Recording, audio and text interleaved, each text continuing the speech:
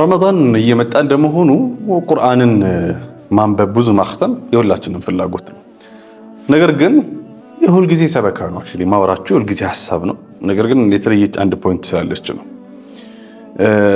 አብዝተን ቁርአንን መቅራትን ከሆኑ መልመድ አለብን ምናምን ይባላል። ከዚህ ጋር በተያያዘ እንደው አንድ ሐሳብ ለማንሳት ብቻ لا تجعل عينك على آخر وردك ታላላቅ ቀደምት የነበሩ የእስልምና ሊቃውንቶች ይሏት የነበረች አባባል ናት። ምንድነው? አይንህን መጨረሻ የምትቀራው የቁርአን አያ ላይ አታድርግ። ምን ማለት መሰላችሁ?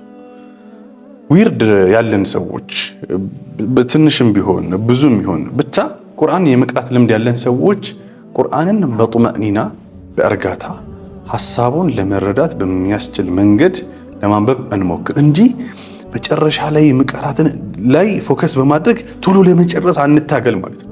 በጣም ብዙዎቻችን ለምሳሌ በቀን አንድ ጁዝ መቅራት አለብኝ የሚል ሐሳብ ካለን እንደምንም አንድ ጁዝ ለመቅራት እንደምንም ግማሽ ጁዝ 5 ወረቀትም ካለን እንደምንም 5 ወረቀት ለመቅራት ነው ሐሳባችን። 2 ወረቀት ብቻ لا تجعل عينك على آخر وردك አይንህን መጨረሻ የምታነበው የወርድህ አያ ላይ አታደርገው። ረጋ በል። በቀን ከተቻለ ሰዓት ስጠው 10 ደቂቃ 20 ደቂቃ ስፔሲፊክሊ በዚህኛው ሰዓት።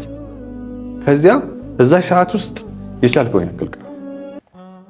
2 ሰፋ 3 ሰፋ 4 ሰፋ በሰዓት ላይ ነው።